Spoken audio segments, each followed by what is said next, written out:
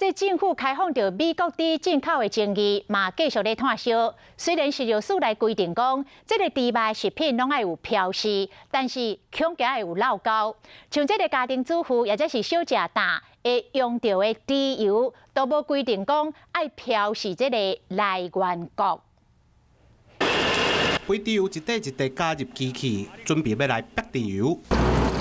无论是葱仔饼、肉圆、糕仔饼，还是要家己煮，拢有可能会用到猪油。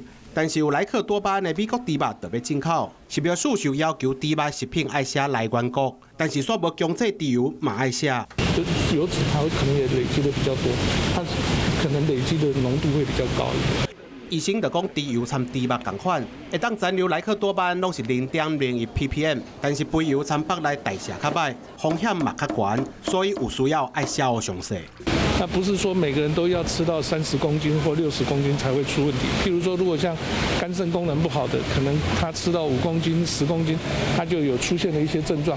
毕竟台湾人食食拢会用到猪油，消基会嘛呼吁爱标明清楚，互民众拢会当安心。